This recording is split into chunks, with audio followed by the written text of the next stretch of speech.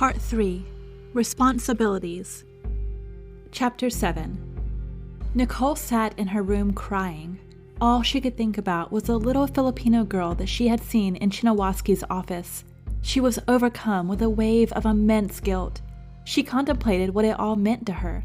Was it her responsibility to take care of all these people crying out for her help? Their cries had been going unheard for so long. She had turned herself off to them and turned her back on those who truly needed her. With all her gifts and abilities, she was unwilling to help. Well, she wasn't unwilling. She had gone through a great trauma. She had lost her father and had blamed herself for his death. She couldn't find the strength to continue to care for everyone in the city. It just wasn't something she wanted anymore. She was more focused on being a normal teenage girl, and she didn't think it was fair for Chinawaski to look to her as a savior. There was the police and Moth itself. Why did she, of all people, have to be burdened with the responsibility of keeping people safe? These thoughts whirled around her head as she slowly drifted off into sleep. She awoke back in the field she had dreamt of a few days ago. This time, she saw a woman in the distance. The woman had shadows swirling around her. No one else was in sight. It was just her and this mystery woman. Nicole walked closer to her. The closer she got to this woman, the darker it got. Suddenly, she could hear incoherent speech. She could now clearly see that the woman was kneeling with her back to Nicole. She was wearing a black dress and had long, flowing dark hair. The closer she got to the woman, the clearer whispers got. Dumating na ang oras, the shadows whispered continuously. This meant the time has come. Nicole was confused. She got closer to the woman in the shadows and tapped her on the shoulder. Are you okay? She asked the woman. The woman said nothing and just continued kneeling in silence with the shadows swirling around her. She tapped her again. The woman then suddenly burst up, and Nicole saw her face. She was Filipino, just like Nicole. The lady had one eye on the right side of her face and simply had skin covering the area where her second eye would have been. She was also young and very beautiful. Nicole's heart started to feel hollow. The woman then wrapped her hands around Nicole's neck and choked her. Nicole tried to get away, but she couldn't move. She tried to fight off the woman, but it was no use. Nicole closed her eyes and tried her hardest to pull off the woman's hands. Suddenly, Nicole heard a lightning bolt. She felt the woman's hands slowly fade away. She opened her eyes and saw that the strange woman was gone. Nicole suddenly awoke. She looked around her room in a panic. There was no one around, but her window was open wide. She got out of her bed and stumbled to the window and sat on the floor and thought about her dream. It felt very real to her, and she started to get very worried. She felt a darkness filling her heart and mind. She also wondered who this woman was. She wondered if this woman was part of her past. You see, Nicole knew nothing of her life before she was 8. All the memories were erased. She had no idea who her real family was and where exactly she came from. All she remembered was just appearing in a ball of light in iconic city. Nicole stood up and headed to her wardrobe and grabbed a coat. Her eyes glowed again and she disappeared into the night. Nicole found herself in an alleyway in the city. The alleyway was dark and dirty. She walked into the dark nothingness. Nicole used her hand as a makeshift flashlight so she could look around. She looked at the trash cans in deep thought and touched the dirty and grime-filled walls. She closed her eyes and thought of her strange dream. She also thought of the last time she had been in that alleyway. A woman's scream came from a block nearby. Nicole was annoyed as she was trying to focus in peace. She then heard a man shout, "Get in the car, Andrea!" The man seemed to be very upset. Nicole walked out of the alleyway and looked out for what was happening. She looked towards the restaurant that was on her right. A man and woman were fighting outside the door, and the man was getting physical with the woman. The guards seemed to be disinterested in what was happening in front of them. Nicole was concerned. She froze like a deer in headlights. There was a conflict swirling inside her head. She hadn't dealt with something like this in a while. The man suddenly stopped and stared at Nicole. "And what the hell is your problem?" the man asked Nicole angrily. This annoyed Nicole. She thought for a second and walked off. The man went back to shouting at the woman as he grabbed her arm tightly. As Nicole walked off, the woman let off a scream and pleaded for the guards to do something. Nicole then stopped and contemplated her next move. Did she want to get involved? The thought of the face of that young Filipino girl popped into her head. The battered and lifeless face gave her motivation she needed. Nicole then turned back towards the couple. Before she could reach the pair, the man let go of the woman and shifted his attention to Nicole. "Go home," Nicole told him sternly. "No, I would much rather teach you how to mind your own business, something your daddy should have taught you," he said as he walked to Nicole. Nicole then turned her head towards the woman. "Get in the car," Nicole said, without flinching. The woman slowly walked to a red sports car and leaned on it while staring at Nicole. "Who do you think you are, staring at people you don't know?" the man said to Nicole. Nicole didn't answer him. This only frustrated the man more. When he reached her, he tried to grab her by the collar. Nicole's eyes then glowed, and the man suddenly stood still, and everything around her froze. She punched the man multiple times, then grabbed his index finger and broke it. She then tipped over his stiff and statue-like body. Nicole smiled and ran off back to her room. Chapter 8. 8 years ago. In an alleyway in the middle of the day, a blinding light appeared. Out of the light emerged a scared little Filipino girl. The girl frantically looked around the alleyway and started to scream and call for help in Tagalog. No one was around to hear her cries. She had no idea where she was. Even worse, she had no idea who she was. The girl's head filled with immense fear, and her body heated up the more she panicked. She then ran towards a nearby trash can and sat down next to it and closed her eyes as she rocked back and forth. Suddenly, she heard a lightning bolt and the ground around her shook. She reluctantly opened her eyes and saw a tall white man with glowing eyes and brunette hair. She could not see anything else because the man was encased in lightning. The lightning faded and she got a better look at the man, who was dressed in golden armor and a flowing cape. The man knelt down in front of her and reached out to the little girl. He had a reassuring smile that made the girl feel a bit safe and at ease. She slowly stood up and stared at the man. She slowly wrapped her hands around him and grasped him very tight. The man hugged her back. He then flew away with her into the sky. In the present day, Nicole woke up the next morning after her altercation with the man outside the restaurant. She got ready for school and walked down to the kitchen where she made her breakfast. She was then joined by her grandmother, who started making coffee next to her. Elaine smiled as she made the coffee. Nicole was confused and didn't know what to make of this. "So, I received a call from Alex," Elaine said out of the blue. "Really?" Nicole asked as she tried to avoid the conversation she knew was coming. "Yeah, she told me about the incident at the restaurant last night," Elaine said. "Oh."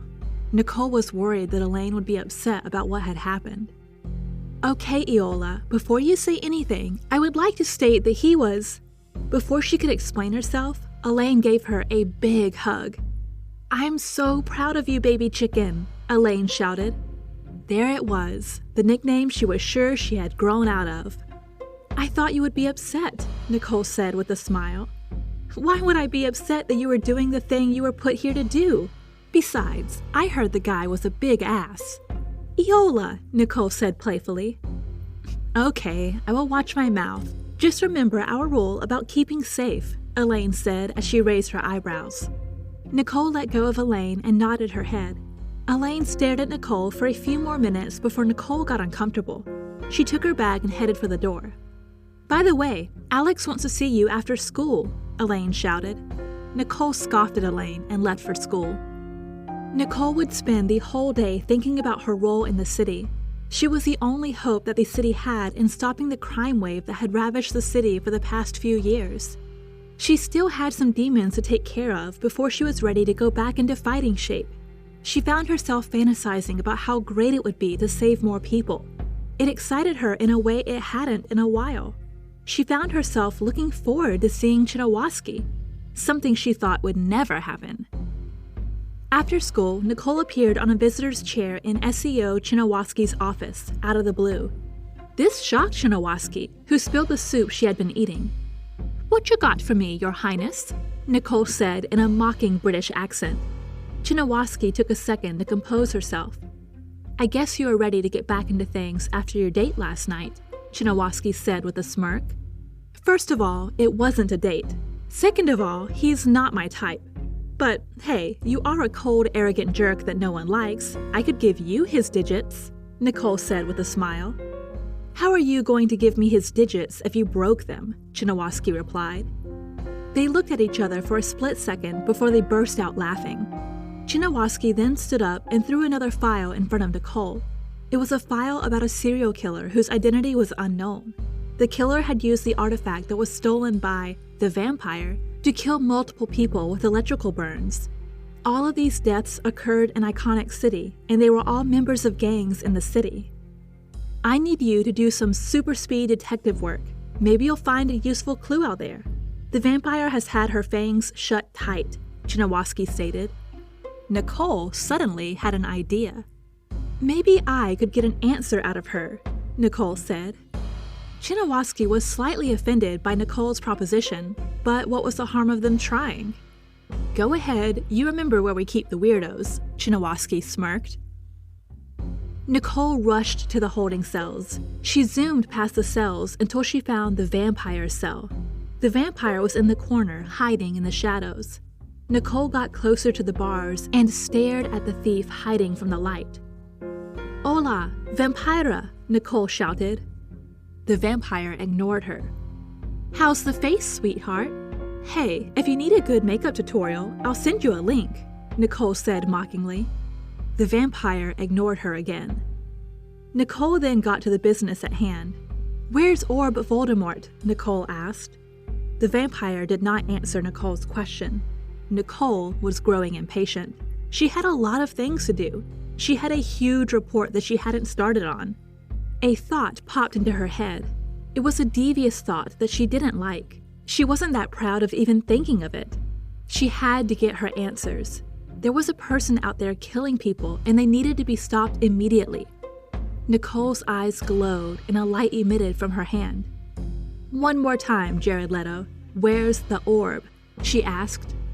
The vampire once again kept her mouth shut. Nicole could tell that the vampire was becoming afraid. She inched the light closer to the vampire. The vampire started to shake in fear. Nicole then put the light directly on the vampire's skin, then increased the intensity of light. The vampire started to shriek in agony. At this point, SEO Chinawaski watched from a staircase with a guard next to her with a hint of pride. Nicole felt herself lose herself to the feeling of inflicting the pain. The vampire started to scream the name, Maria La Luna, multiple times. Nicole refused to let go. Chinawaski started to get concerned. "That's enough, Haddon," Chinawaski shouted. Nicole could not stop. She didn't want to stop. Chinawaski then pulled out her gun and aimed for Nicole's hand. Nicole could feel a pair of hands grab her shoulders. That's when she realized there was an evil presence around her. Nicole looked into the face of the vampire and saw her anguish. This quickly snapped her out of her dark trance. She stopped glowing and emitting the light. She then backed away as Chinawaski and the guard rushed to the cell. Chapter 9. Maria La Luna was a very controversial figure in Iconic City. She was known as the Countess of Cruelty. She was known for the joy she took in inflicting pain on the people who crossed her. She was a middle-aged Latina woman who could always be found wearing expensive black items of clothing that were mostly leather. Maria had been a problem for years, and Nicole was no stranger to her tactics. It had been rumored that the Countess had moved to Reevesbury because she had been very quiet for a while. Some people even thought she might have finally met her untimely end. Either way, it seemed that rumors of her demise had been greatly exaggerated. Nicole stood by the stairs, staring at the cell where Chinawaski was tending to the vampire. Chinawaski looked back. "What the hell was that, Haddon?" Chinawaski shouted. Nicole shivered in fear as she stared at the damage she had caused. The smell of the vampire's burnt skin lingered in the air, almost as if it were a reminder to Nicole of her actions. She slowly backed away and ran away. That night, Nicole struggled with her thoughts. What had happened with the vampire weighed on her as she paced around her room. She had to keep her mind off of the situation, so she decided to go out and look for any clues on La Luna. She grabbed a pair of black ripped jeans and black boots. She put on her favorite Van Halen t-shirt and a black leather jacket. She then pulled out a small trunk from under her bed. She opened it up to reveal a gold skirt and cape with a gold and blue metal-plated top under. On top of all these items were a pair of gold goggles. She took the goggles out and closed the trunk and pushed it back under the bed. She then sat on the floor and stared at the goggles for a while. She started to tear up. She was beginning to second guess if she was even ready for what was going to come next. She slowly stood up and put the goggles in her pocket and headed downstairs where she found Elaine preparing dinner. Nicole walked towards her grandmother and sat on top of the kitchen counter. Elaine stared at Nicole. She was visibly annoyed at her granddaughter's disregard for furniture. "It's getting cold out there," Nicole said. "Yep," Elaine replied without looking up. Elaine could see from the way she was dressed that Nicole was getting ready to go out. She could also see a part of the goggles in her pocket with the corner of her eye. She also knew that the only reason that Nicole was talking to her was to stall for time. "I probably need to get a new Elaine stopped Nicole in the middle of her sentence. "Are you done with your homework?" she asked.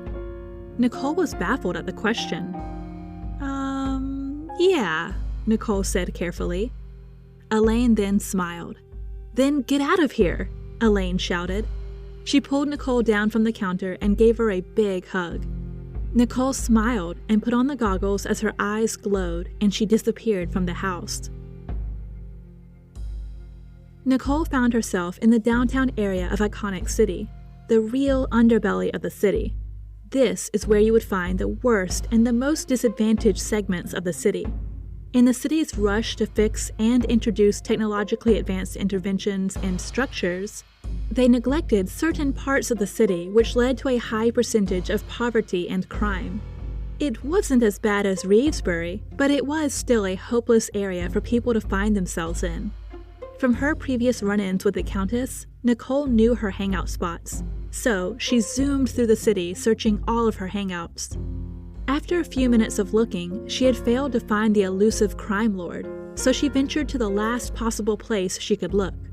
It was an abandoned building. This was what used to be La Luna's house. Now it looked like it had been empty for years. Nicole was beginning to think the vampire had lied to her. Nicole slowed down and walked through the old mansion, looking for any clues of anything she might have missed. She found nothing. This was when she decided it was time for her to head back home. As she put her goggles back on, she felt a surge of electricity pulse through her body. She fell swiftly to the ground and twitched uncontrollably as she tried to get up. She then heard a pair of high-heel shoes walk towards her. Her nose caught a very familiar and distinct fragrance, like honey and spice. Only one woman had that type of perfume. It was La Luna. La Luna crouched down in front of Nicole's twitching body. In her hand was the orb. She then got close to Nicole's ear and whispered in her thick Spanish accent, "You are so predictable, iconic girl."